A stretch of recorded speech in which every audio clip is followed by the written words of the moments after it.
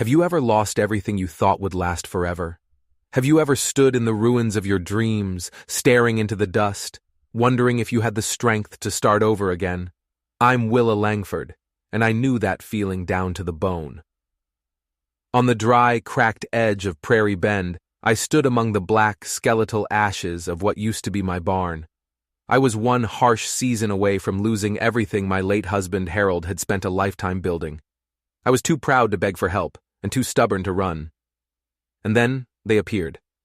Like two ghosts walking out of the heat haze, two towering figures materialized at my fence line. Jed and Eli Coulter, identical twins with shoulders as wide as barn doors and faces smudged with the dirt of a long, hard road. Their trousers were patched, their boots were worn through to the soles, and their eyes held the desperate look of men who'd been run out of the last town and had nowhere left to go. "Please, ma'am," one of them said, his voice deep but trembling with exhaustion. "Take us as your workers. We can do anything." They offered salvation, but what happens when salvation comes with a secret? A secret so dark it threatens to burn down what little you have left? Stick with me, because the story you're about to hear is true, and it's a whole lot darker than you can possibly imagine. The morning sun cast long, skeletal shadows across my apple orchard, painting the weathered fence posts in shades of dying amber and fool's gold. I stood at my kitchen window, my knuckles white on the sill. Harold's old work gloves still hung on the hook by the back door, right where he'd left them 2 winters ago, just before the sickness took him. I reached out and touched the worn, cracked leather. A familiar ache settled into my chest, a permanent resident in the hollow space he'd left behind. 30 years we'd worked this land together. 30 years of sunrise coffees and sunset prayers, of spring plantings and autumn harvests. Harold was the dreamer. He was always talking about expanding the orchard, maybe adding a proper new barn, getting into the hard cider business. I was the practical one. I kept the books, mended what broke, and made sure we had enough put aside for the lean years. But I never planned for a lean year like this. The winter of 1889 had come down on us like a biblical plague. Snow piled up higher than the fence posts, and the cold was a living thing that bit deeper than anyone in Prairie Bend could remember. We lost half our livestock to the freeze. When the spring thaw finally came, it didn't bring relief. It brought fire. A stray spark from the train, maybe. A bolt of dry lightning. Nobody ever knew for sure. But it took what little the winter had left us. The barn, the chicken coop, most of our tools. All of it reduced to the charred timbers that now served as my daily reminder of how fast a life's work can turn to ash. Prairie Bend wasn't much of a town, just a cluster of tired buildings where the railroad stopped twice a week. But it was home to good people. Doc Henley had been delivering babies and tending wounds for 40 years. Martha ran the general store with the efficiency of a cavalry sergeant and the heart of a church mother. Pastor Williams had married Harold and me in the little white church on the hill. These were people who understood hardship. But there's a limit to how much help a person can accept before their pride becomes a casualty too. I was standing in the ruins of my barn that morning, trying to calculate how much salvageable wood was left, when I heard the footsteps. Heavy, deliberate footsteps. The sound of men who had walked a very, very long way. I looked up, squinting against the sun, and saw them standing at my fence. 2 identical giants. It looked like they'd been carved from the same piece of old oak. They were young, maybe in their 20s, but their eyes held the weight of men who'd seen too much of the world's harder edges. Both stood well over 6 feet, with shoulders broad enough to carry a yoke and hands that looked like they could move mountains. Their clothes were clean but patched beyond recognition. Their boots were thin and broken. Their faces bore the careful, neutral mask of people who had learned to expect nothing but rejection. "Ma'am," the one on the left said, removing a sweat-stained hat to reveal hair the color of autumn wheat. "I'm Jed Coulter. This is my brother Eli. We heard in town you might could use some help." I studied them with the cautious eye of someone who'd spent decades judging livestock and weather. They were clearly strong, clearly desperate, and clearly trying very, very hard not to look threatening. The one called Eli hadn't spoken a word, but his big hands were nervously working the brim of his own hat, and his eyes kept darting to the charred, black bones of my barn. "I don't have much money," I said carefully. My voice was rusty from disuse. "Times have been hard." "We don't need much," Jed replied in a rush, his words tumbling out. "Just a place to sleep, maybe a meal now and then. We're good workers, ma'am. Honest. We can do anything that needs doing." Something in his voice, a tremor that spoke of pride being swallowed whole, made my decision. It wasn't the smart decision. It wasn't the safe decision to let two complete strangers, two giants, onto my property. But it was the only decision my heart would let me make. "There's not much shelter," I warned them, gesturing to the ruins. "The barn's mostly gone. The house is small. We're used to sleeping rough." It was Eli speaking for the first time. His voice was softer than his brother's, but it carried the same deep, rumbling strength. "We'd be grateful for whatever you can spare, ma'am." And just like that, I'd hired them. Two men I knew nothing about. Two men who could have been convicts or killers for all I knew. But something told me I'd just made the most important decision of my life. I just didn't know if it was the best one or the last one. That first night, I watched them from my kitchen window as they made their beds in the ruins. They didn't complain. They just cleared a space among the charred timbers, spread their thin blankets on the hard-packed dirt, and settled in as if they were checking into a fine hotel. They spoke quietly to each other, their voices a low murmur, the easy, familiar sound of two people who had been each other's only constant for a long, long time. I found myself wondering about their story. Where had they really come from?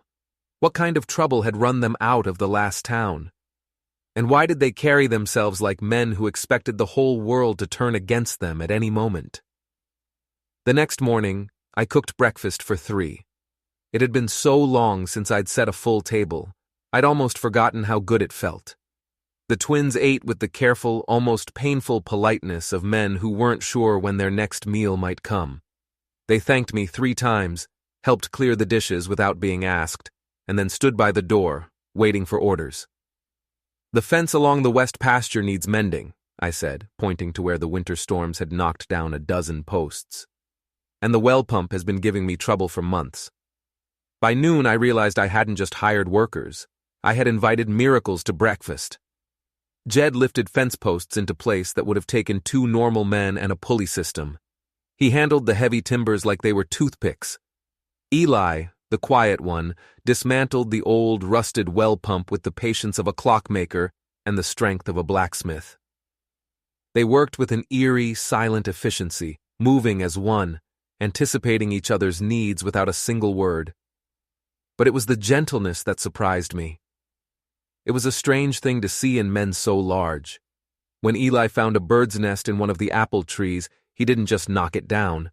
He spent 20 minutes carefully, painstakingly relocating it to a safer branch. Who were these men? Doc Henley stopped by that afternoon. He was pretending it was a routine visit to check on my health, but I knew the truth. He was there to get a look at the strangers everyone in town was already whispering about. "Big fellows," he observed, his eyes wide as he watched Jed reset a fence post single-handedly. "They're good workers," I said, and the defensiveness in my voice surprised even me. "I'm sure they are," Doc said, his tone careful. "Just be cautious, Willa. We don't know a thing about them." His words echoed in my head. He was right. I knew nothing.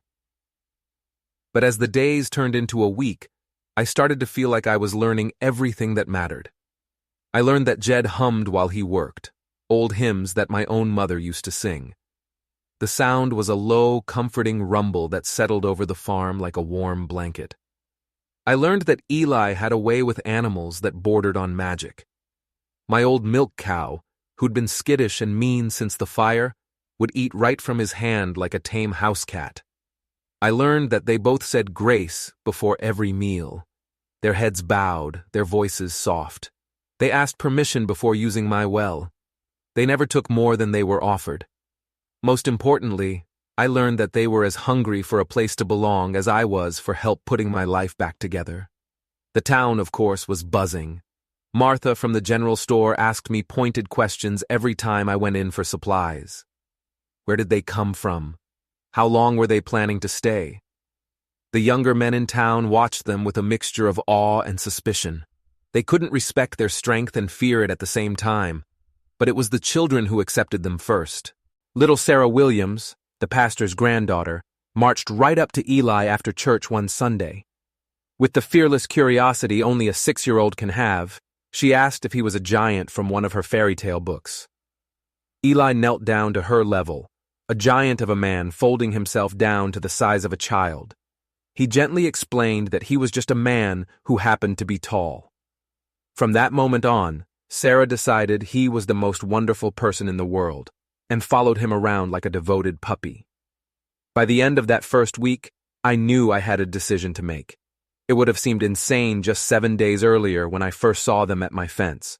I was going to ask them to stay, not just because of the work, though God knows I needed that. It was more. It was the sound of Jed's humming. It was the sight of Eli's careful hands tending my dying apple trees. It was the simple, profound pleasure of cooking for 3 again. These things had awakened something in me that I thought had died with Harold. Not love, not exactly, but something almost as precious. Hope. The feeling that I was needed again. I'd been alone for so long, I'd forgotten what it felt like to be part of something larger than myself. These 2 strangers, these gentle giants, had reminded me that family wasn't always about blood. Sometimes the people who need you the most are the ones who show up at your gate with nothing but calloused hands and a willingness to work. That night, as I watched them share a simple dinner of beans and cornbread, I knew Harold would have liked them. He always had a soft spot for strays and underdogs. He believed a man's character wasn't revealed by his circumstances, but by how he dealt with them. These twins had dealt with whatever horrors had brought them to my door by walking until they found someone who needed help, and then offering to provide it. In my book, that said everything. Tomorrow, I decided. Tomorrow I would ask them to stay, not as hired help, as family. Because sometimes the best things in life come walking up your road when you least expect them, carrying nothing but the promise of better days ahead. But I was wrong. They weren't just carrying hope. They were carrying a past. And it was about to come knocking on my door. The knock came at precisely 9 o'clock on a Tuesday morning. It was sharp and authoritative, a sound that made my stomach clench into a cold, hard knot before I even saw who was on my porch. It was Cornelius Thorne. He stood on my doorstep like a black-suited omen of death, the town banker. He was a thin, bird-like man who cast a shadow that always seemed too large for his size. He reminded me of a crow, sharp-featured, dressed in black, and possessed of an unsettling intelligence that missed nothing and forgot even less. He held a leather portfolio under one arm and wore the grim expression of a man who took no pleasure in his duties, but would perform them with ruthless, soul-crushing efficiency. "Mrs. Langford," he said, touching the brim of his hat in a gesture of mock courtesy, "I trust you're well this morning." "Well enough, Cornelius," I replied, my body forming a barrier in the doorway. I didn't invite him in. I'd known this man for 15 years. I'd watched him foreclose on 3 other farms in the county. I knew the signs, the portfolio, the formal tone, the way his cold eyes cataloged every crack in the paint, every sign of poverty. It all pointed to news I didn't want to hear. "May I come in?" he asked, though it wasn't a question. "We have business to discuss." I stepped aside reluctantly. His gaze swept my modest kitchen with the calculating precision of a man who assesses everything in terms of monetary value. He set his portfolio on my kitchen table with the finality of a judge's gavel. "Mrs. Langford," he began, getting straight to the point, "I'm afraid the bank can no longer extend the grace period on your loan payments. Your husband's debt, combined with the interest that has accrued, now totals $847. The number hit me like a physical blow. $847. It might as well have been $1 million. I'd known the debt was there, but Harold had always handled the finances. He'd always assured me they were managing. In the blur of grief and survival since his death, I hadn't let myself grasp the true scope of the disaster. 800, I repeated, my voice numb. And $47, Thorne corrected, with the cruel precision of a man who understood that sometimes it's the last $47 that finally break a person's spirit. The bank requires payment in full within 30 days. Otherwise, we will be forced to begin foreclosure proceedings. 30 days. My eyes drifted to the window. I could see Jed out in the yard, lifting a fence post that would have taken a team of horses to move. The sight of his easy strength, his complete focus on the work, made my throat tighten. In just a short time, the twins had become part of the rhythm of my days. The thought of losing not just the farm, but the fragile sense of family I was just starting to rebuild. It felt like losing Harold all over again. Mrs. Langford. Thorne's voice was sharp, cutting through my thoughts like glass. Do you understand what I've told you? I understand, I said quietly. 30 days. The bank would be willing, he continued, his tone shifting, to discuss alternative arrangements. There are parties interested in purchasing farmland in this area, good flat land suitable for development. We could arrange a sale that would satisfy the debt and leave you with a small sum to relocate. The offer hung in the air like smoke from a funeral pyre. He wasn't offering help. He was a vulture circling. He had buyers lined up, men like him, ready to swoop in and pick the bones of my life's work for pennies on the dollar. I'll need time, I managed to say. Of course, he said, snapping his portfolio shut. 30 days, Mrs. Langford, by October 15th. After he left, I just sat there, staring at the foreclosure notice he'd left on my table. The legal words seemed designed to drain all hope from a room. Default, seizure, auction. They reduced 30 years of dreams to a cold, heartless procedure. I was still sitting there when the twins came in for their midday meal, their faces flushed from the morning's work.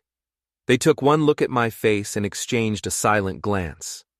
It was the look of men who had learned to read trouble in a person's eyes from 100 paces. Ma'am?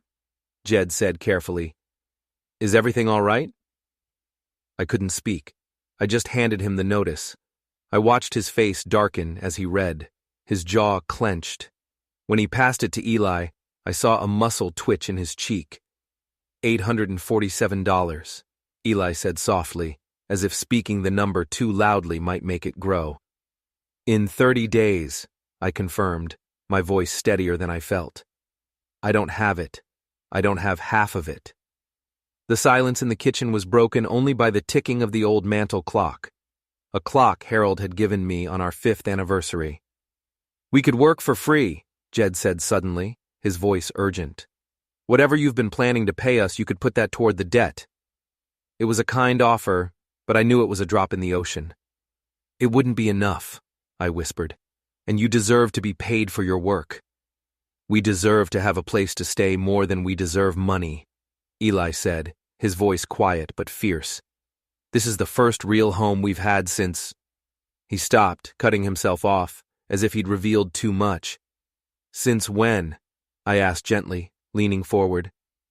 The twins exchanged another one of their deep, unreadable looks. I saw years of shared pain pass between them in that single glance. It was Jed who finally spoke, his voice heavy with a history I couldn't imagine. Since we aged out of the orphanage, ma'am, we've been on the road for 7 years, searching. This is the first place that's felt like we might finally be able to stop. The raw, simple honesty of his words broke something loose inside me. These two young men, who could have made their way anywhere with their incredible strength, were choosing to tie their fate to a failing farm and a woman on the verge of losing everything. I can't ask you to stay, I said, my voice thick with emotion. Not when I might lose this place. You're not asking, Eli replied, his gaze steady and clear. We're offering. That afternoon they worked with a desperate, furious energy. They weren't just fixing a farm anymore. They were fighting for a home. The collapsed fence was not just repaired, it was reinforced to withstand a hurricane. The apple trees were pruned and tended with the care of gardeners planning for 100 years of future harvests. They were throwing themselves into the land, trying to pour their own life force into it, as if their own future depended on its survival. And I realized it did. As the sun set that evening, painting the sky in shades of blood and gold, I made a decision. I was going to fight. Not just for me, not just for Harold's memory. I was going to fight for the fragile, unlikely family that had taken root in my kitchen. $847 was a fortune I didn't have. But it wasn't impossible. There had to be a way. The foreclosure notice still lay on my table, a white paper tombstone. But it no longer felt like a death sentence. It felt like a declaration of war. And Willa Langford had never been one to back down from a fight. But this wasn't just a fight against a bank. I was about to find out that Cornelius Thorne wasn't just a greedy banker. He was something far more dangerous. And the twins had secrets of their own. Secrets I was only just beginning to uncover. The transformation of the farm over the next week was nothing short of a miracle. I'd wake each morning to the sounds of purposeful activity, the rhythmic thud of a hammer, the creak of a pulley, the soft murmur of the twins conferring. Jed tackled every mechanical problem with the mind of an engineer, coaxing the old well pump and the broken cultivator back to life. Eli moved through the orchard like a tree whisperer, his gentle hands seeming to heal the diseased branches and encourage new growth. It was while watching Eli that I discovered his secret. He was sitting on an overturned bucket during a lunch break, his large hands moving with surprising delicacy. He was shaping something from a piece of applewood. When I approached, he looked up, startled, like a child caught doing something wrong. "Sorry, ma'am," he said, starting to hide the carving. "I know I should be working." "What is it?" I asked. He held it up. It was a small wooden robin, so perfectly proportioned, so detailed down to the individual feathers, that it looked like it might take flight from his palm. It wasn't just a carving, it held the bird's very essence. "It's beautiful, Eli," I said, and I meant it. "Where did you learn to do that?" "Taught myself," he mumbled, his cheeks coloring. "In the orphanage. Wasn't much else to do, kept me out of trouble." The casual mention of the orphanage opened a door I'd been hesitant to walk through. I sensed their past was a landscape of pain, and I hadn't wanted to push. "How old were you?" I asked gently. 12, he said, his eyes on the wooden bird. "Both of us. Our folks. They died in a mine collapse outside Denver. We didn't have any other family. So the state, they split us up." He took a shaky breath. "Sent me to a place in Colorado Springs. Sent Jed to one in Pueblo. Didn't see each other again for 6 years, not until we turned 18 and they turned us out on the street." The matter-of-fact way he said it, the lack of self-pity, was more heartbreaking than any tears could have been. 6 years. Torn apart at 12 years old, the age a boy needs his brother most. My own loss felt small and cushioned in comparison. "That must have been the hardest thing," I whispered. "It was," he admitted, his voice barely audible. "Jed was all I had left of home, and then he was gone. We wrote letters, but they never got to us. We think the wardens just threw them away. It took us 3 months after we got out to find each other again in Denver. 3 months of searching every single day." That evening, the story continued. They told me about the 7 years since their reunion. It was a bleak tapestry of hardship and prejudice.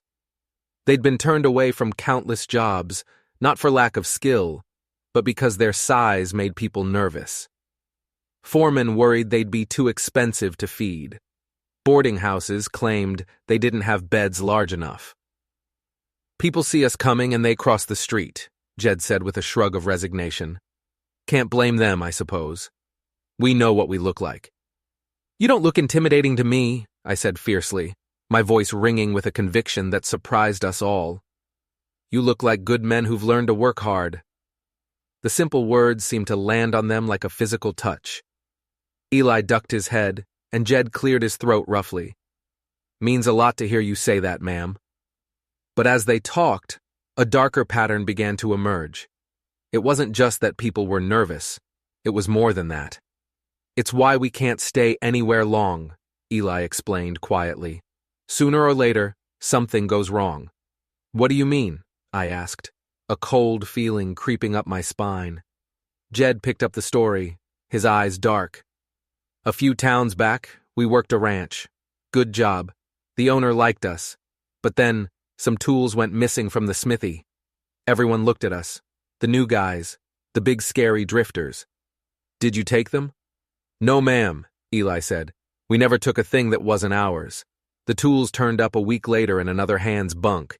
He'd just borrowed them. But the suspicion, it never really went away. It was easier to just move on. It's always like that, Jed continued, his voice flat. Last place, a farm near Dodge City. The owner's prize bull got loose and charged a neighbor's little girl. Jed ran and turned the animal before it could do any harm. But the next day, people weren't calling him a hero. They were whispering, saying maybe the bull had been spooked by strangers. They were scapegoats. Their size, their rootlessness, it made them the perfect people to blame whenever trouble arose. Every town needed a villain, and these two brothers who wouldn't hurt a fly fit the description perfectly. The more they talked, the more a terrible idea began to form in my mind. The foreclosures, the whispers in town, the way Thorne seemed so confident I would fail. What if this wasn't just about prejudice? What if it was a strategy? The next day, I found Jed's journal. It was an accident. A gust of wind blew it open while he was reinforcing the chicken coop. Pages scattered, revealing not just notes, but elegant, detailed sketches of plants and handwriting as fine as any scholar's.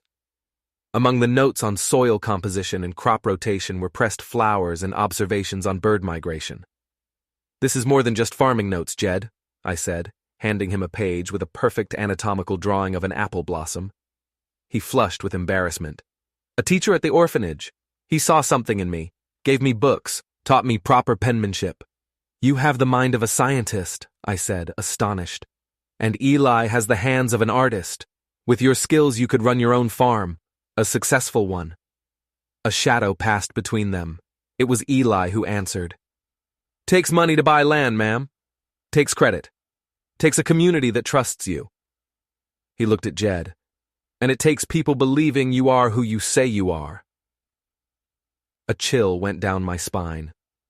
This wasn't just about bad luck. I was sure of it. That evening, I made my offer. I've been thinking about our arrangement, I said over dinner. They both tensed, expecting the worst. I'd like you to stay, permanently, not as hired hands, as partners, equal shares in whatever we can make of this place. The silence was so absolute I could hear the blood pounding in my ears. Eli's fork hung suspended halfway to his mouth. Jed stared at me as if I'd grown a second head. Partners, Eli whispered. Your knowledge, your skills, your strength. They're what will make the difference, I said. It's only right you share in the reward. But the debt, Jed stammered. The foreclosure. We'll figure it out, I said with a confidence I didn't entirely feel. Together. I saw hope ignite in their eyes, a fragile flame, quickly followed by the caution of men who'd been burned too many times. They wanted to believe me. Desperately. But they knew better than to trust good fortune. And they were right to be cautious. Because the enemy we were facing wasn't just a banker. He was a puppet master. And he was just about to pull the strings that would turn the entire town against us. The silver locket appeared on a Tuesday morning, brought by Sheriff Garrett Morrison. It lay in his palm like a coiled silver snake, an omen of disaster. The sheriff was a friend, or so I'd thought. He'd been one of Harold's closest companions, a pallbearer at his funeral. He'd checked on me regularly in the dark months that followed. But today, he wasn't here as a friend. His face was set in the grim, official mask of the law. "Morning, Willa," he said, his voice heavy. I'm afraid we have a problem. My stomach turned to ice. Through the kitchen window, I could see Jed and Eli in the orchard, moving with the peaceful rhythm of their work, completely unaware that their world was about to shatter. "What kind of problem, Garrett?" I asked, my voice tight. "Mrs. Henderson's silver locket has been found," he said slowly, deliberately. "The one that went missing from her parlor last month." He paused, and I knew the next words would be a hammer blow. "It was found in the barn, in a burlap sack belonging to one of your men." The words didn't make sense. "No," I said, shaking my head. "No, there has to be a mistake. Jed and Eli would never—" "I hope you're right, Willa," he said, and he sounded sincere. "But the evidence is what it is. I have to question them, search their things." The confrontation was quiet and horrible. The sheriff was polite, professional. Jed and Eli listened with expressions that cycled from shock to disbelief to a familiar, soul-weary resignation that broke my heart. This was the pattern. This was the trap they could never escape. "We've never seen that locket before, Sheriff," Jed said, his voice flat. "We've never even been inside Mrs. Henderson's house." "The bag is yours, though?" Morrison asked, holding up the burlap sack. Eli's carving tools were still inside. "Yes, sir," Eli admitted. "But I haven't used it in 2 days. It's just been sitting in the barn." The search yielded nothing else, of course. Their few possessions were neat and sparse. But that almost made it worse. It didn't look like the work of common thieves. It looked like a single, targeted theft. As the sheriff prepared to leave, I saw it in the twins' eyes. They weren't just shocked. They weren't surprised. They were expecting this. "This has happened before," I said, the realization hitting me like a physical blow. Jed nodded, not meeting my eyes. "Yes, ma'am. Different town, different item. Same story. Something goes missing. Suspicion falls on the strangers. And then evidence just appears." "You're saying someone planted the locket?" I whispered, the ugly truth of it solidifying in my mind. "It's hard to prove," Eli said, his voice laced with the weariness of a man who'd fought this battle a dozen times and lost every single one. "Who's going to believe a respected town member would frame a couple of drifters? No charges." "Yet," Sheriff Morrison said from the doorway, but his eyes were troubled. He was a man caught between the evidence on the table and his long friendship with my family. "I need you boys to stay put while I investigate further." After he left, we sat in the kitchen, the silence thick with despair. The twins weren't just accused. They were already convicted in the court of public opinion. They were already packing their things in their minds, preparing for the road again. "Who?" I asked, my voice shaking with a rage I hadn't felt in years. "Who would do this?" "Could be anyone," Jed said with bitter experience. "Someone who wants us gone, someone who sees us as a threat." "Or," Eli added, his quiet voice cutting through the air like a razor, "someone might see an opportunity in our departure, a farm in financial trouble, a widow who might be more willing to sell if she suddenly loses her only help." The pieces slammed together in my mind with sickening force. The foreclosure, the buyers Thorne claimed were lined up, the suspicious timing of it all. "Cornelius Thorne," I breathed. The twins looked at me, skepticism warring with a desperate flicker of hope in their eyes. "You think the banker planted the locket?" Jed asked. "I think someone is trying to steal my farm," I said, my voice hardening. "And you two are just pawns in his game, obstacles to be removed." I laid out my theory, the way Thorne had been so eager to foreclose, his talk of developers, the unnatural pressure. But I could see the doubt on their faces. They'd been burned too many times to trust in conspiracy theories. They only trusted in the certainty of prejudice. "Even if you're right, ma'am," Eli said gently, "how do you prove it? It's our word against his, the word of two drifters against a respected banker." "I don't know yet," I admitted, my fists clenching on the tabletop. "But I am not going to let you be driven away by lies. This is your home now, and I protect what's mine." My brave words felt hollow.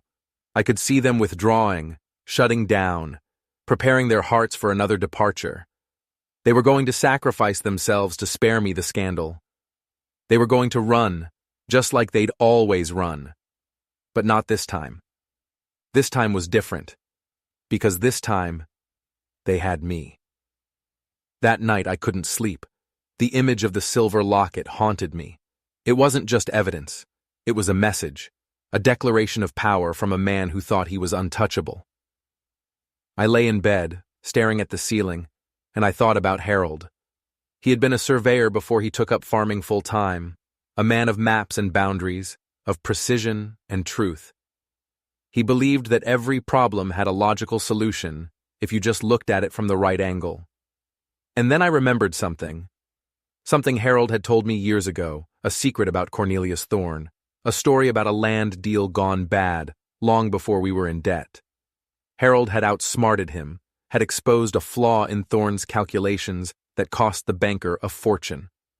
Harold had laughed about it then, but he'd also said something that chilled me to the bone now. A man like Thorne never forgets a humiliation, he'd said. He's a snake in the grass, Willa. He'll wait years for his revenge. This wasn't just business. This was personal. Thorne wasn't just trying to steal my farm. He was trying to destroy Harold's legacy. He was trying to salt the earth of the man who had bested him. The next morning, I knew what I had to do. I put on my best Sunday dress, the one Harold had liked, and I marched into town. I wasn't just a grieving widow anymore. I was a woman at war. My first stop was Thorne's office. He was surprised to see me. He sat behind his polished desk, a smug, predatory spider in the center of his web. I didn't waste time with pleasantries. "You planted that locket, Cornelius," I said, my voice as cold and steady as a frozen river. He feigned outrage, sputtering denials. "Mrs. Langford, I understand you're under stress, but such accusations are slanderous." "Are they?" I shot back. "Or is it slanderous to ruin the lives of two innocent men to get what you want? This isn't just about the loan. This is about you and Harold, isn't it? About that land deal in the valley 10 years ago." For a split second, his mask slipped. I saw a flash of pure, venomous hatred in his eyes. He recovered quickly, but it was too late. I had seen it. I knew I was right. "I think this conversation is over," he said, rising from his chair. "Present your wild theories to the sheriff. Now, if you'll excuse me, I have foreclosure proceedings to prepare." I left his office with my heart pounding. I hadn't proved anything, but I had confirmed everything. My next stop was Doc Henley's office. He was Prairie Ben's moral compass, a man who knew every secret in town. I laid out the whole story, my suspicions, the history between Harold and Thorne. He listened patiently, his wise old eyes studying my face. "You're making serious accusations, Willa," he said when I finished. "Cornelius Thorne is a respected man." "Respected men can be monsters behind closed doors," I said. "Doc, I need your help. You see everything. You hear everything. Has anything seemed off? About Thorne? About Mrs. Henderson?" Doc Henley stroked his chin, his brow furrowed in thought. "Eleanor Henderson. She's been a wreck since her husband died. Not just emotionally, financially. She's vulnerable, easily manipulated by someone offering simple solutions." He paused. "And Thorne. He's been visiting her, a lot, more than a banker usually would." My blood ran cold.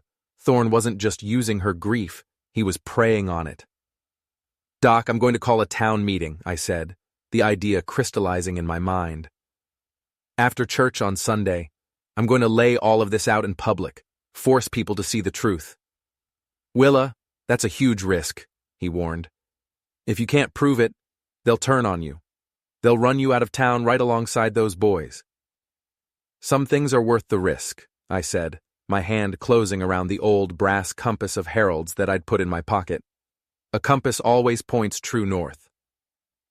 And I knew where the truth lay. When I got home, I found the twins in the barn, packing their few belongings. The sight of their methodical, resigned movements sent a fresh wave of fury through me. "You're leaving," I stated, my voice flat. "It's for the best, ma'am," Jed said, not looking at me. "We'll just bring more trouble to your door." "Better for who?" I demanded, my voice rising. Better for the coward who framed you? Better for the man trying to steal my farm? Or better for the two men who would rather run than stand and fight for the first real home they've ever had? The accusation of cowardice hit its mark. They both straightened up, their faces flushing with hurt and anger. "We're not cowards," Jed said, his voice a low growl. "Then prove it," I challenged them. "Stay. Fight with me. We're calling a town meeting on Sunday. We're going to expose Thorn for the snake he is." They stared at me, a wild, terrified hope dawning in their eyes. The prospect of standing their ground, of fighting back, was something they'd never even considered. It was a foreign and frightening concept. "And if we lose?" Eli asked, his voice barely a whisper. I walked over to them, putting a hand on each of their powerful arms.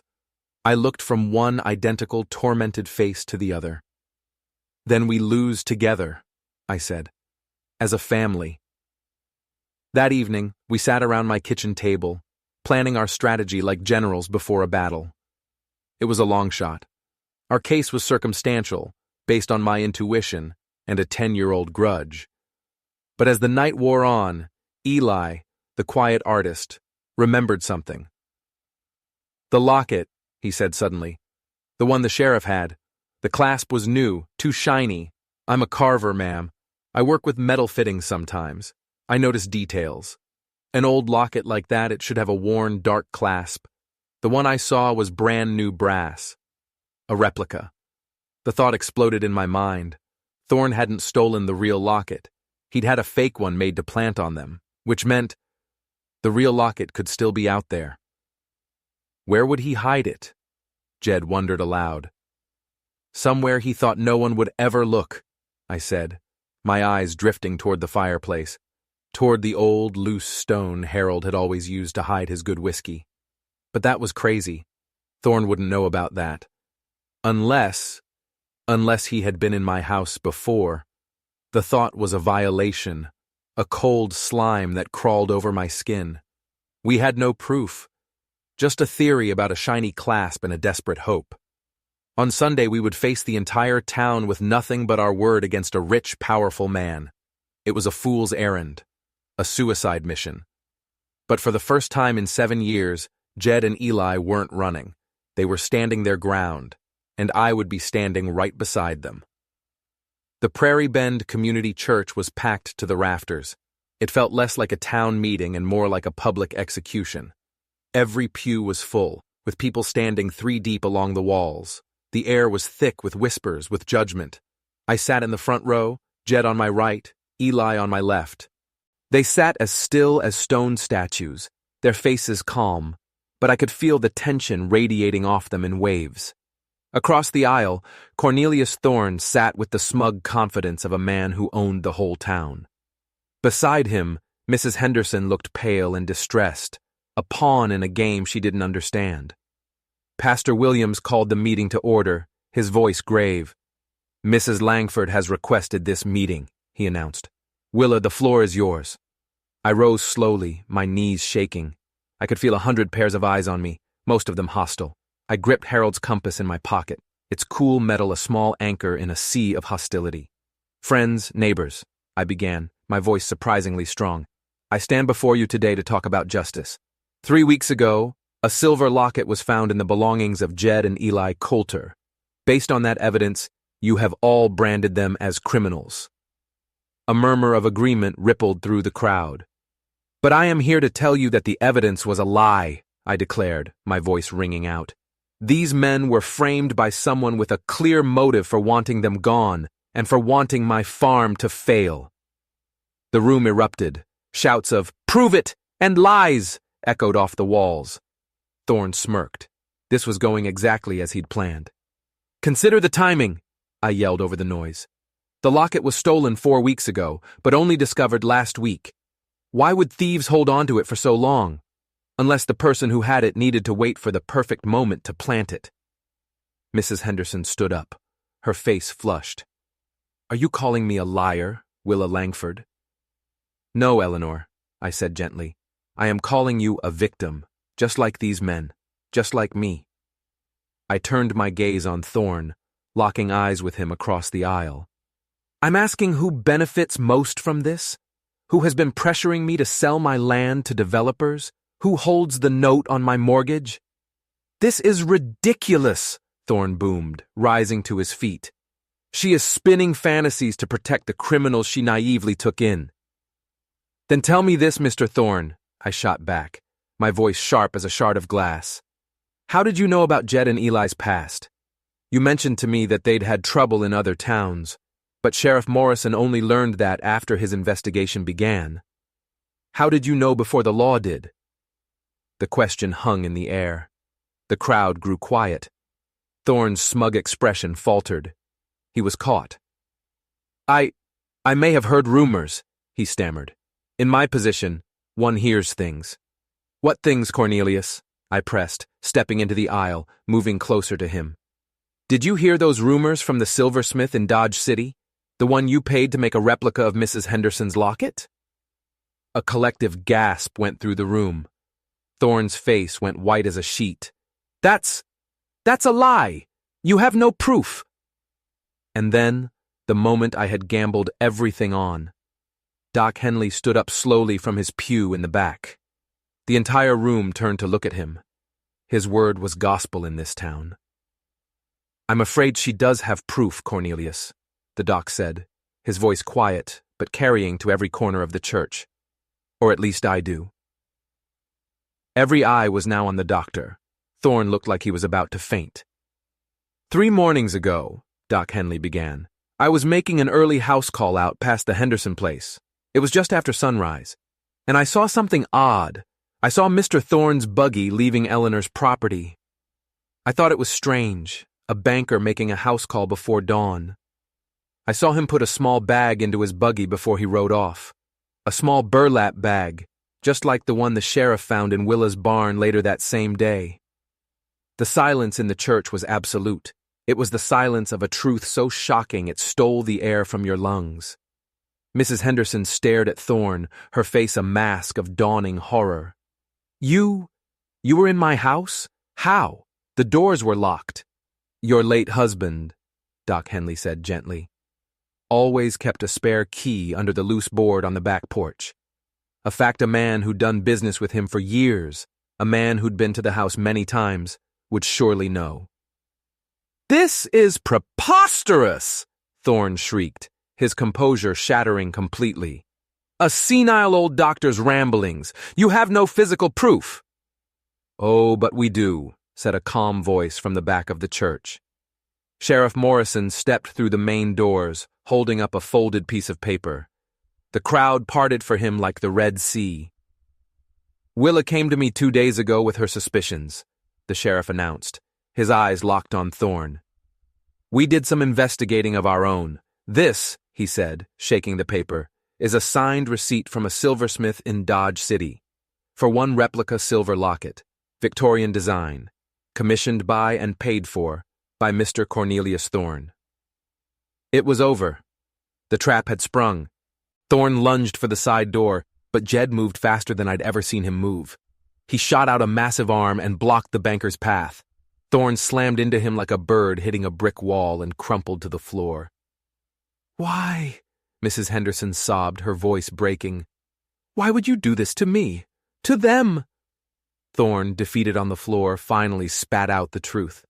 The farm, he snarled, his face contorted with greed and hatred. The land is worth a fortune, your husband, Harold. He cheated me years ago.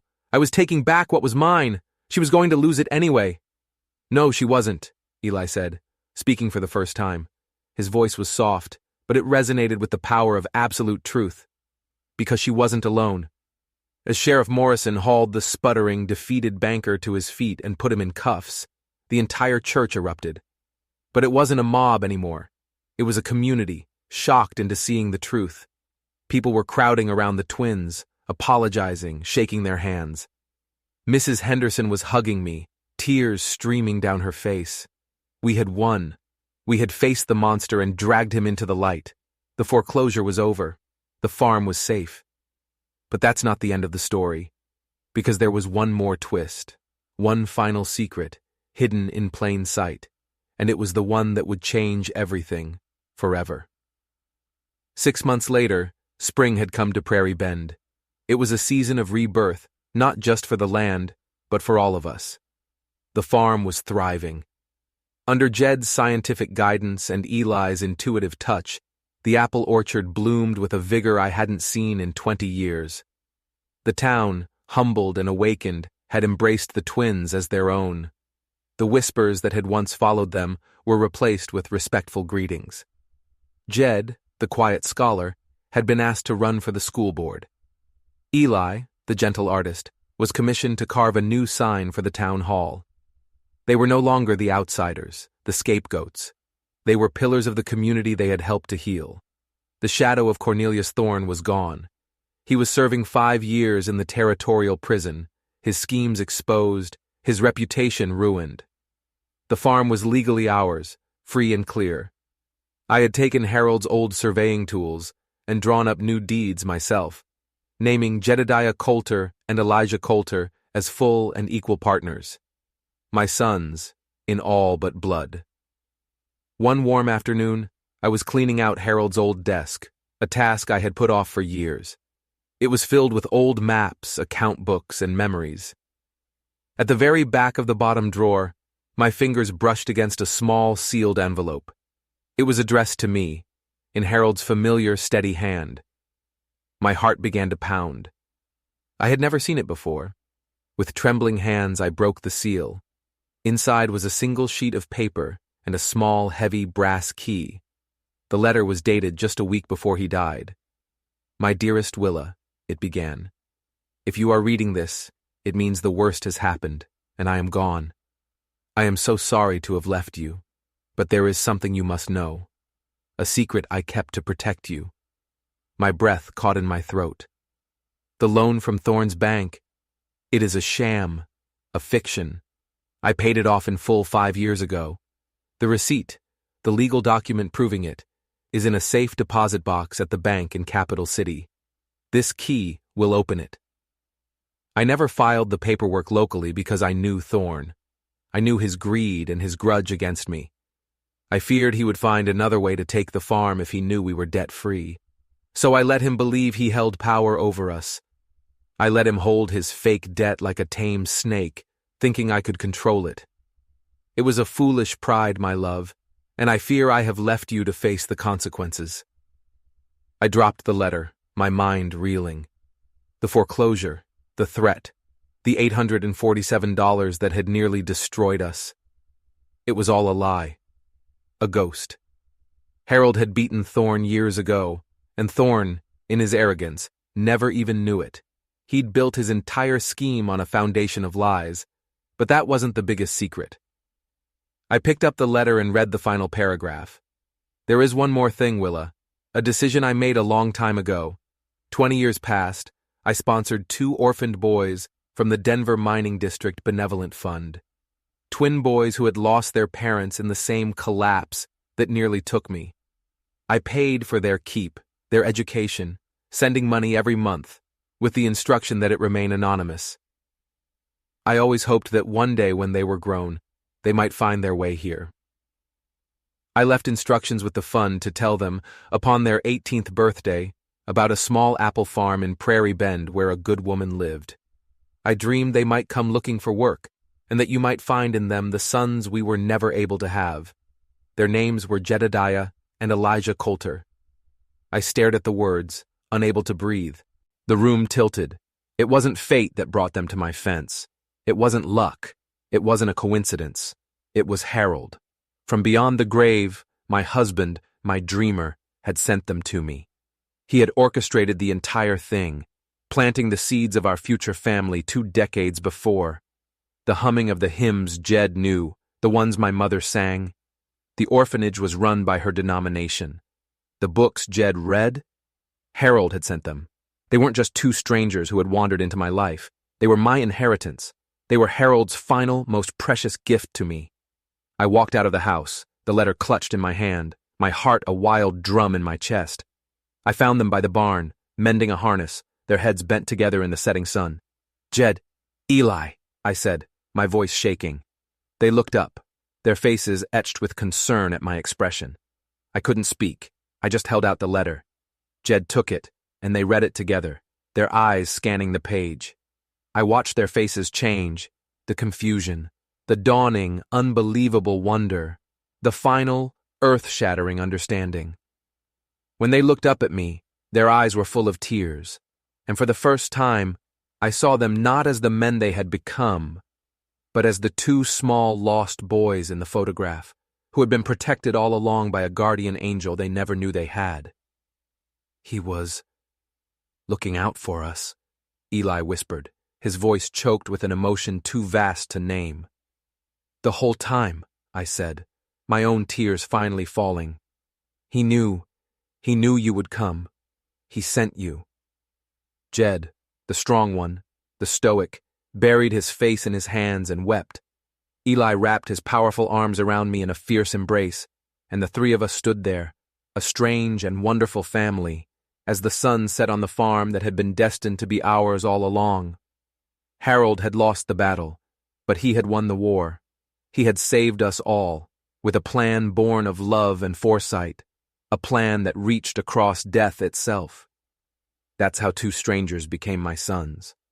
That's how a dying farm became a thriving legacy. And that's how I learned that the deepest roots of family are not grown in blood, but in love. And sometimes, in the brilliant secret plans of the ones we've lost. If you enjoyed this story and believe in the power of hope against all odds, don't forget to subscribe, because the truth is always wilder than fiction, and I've got a lot more stories to tell.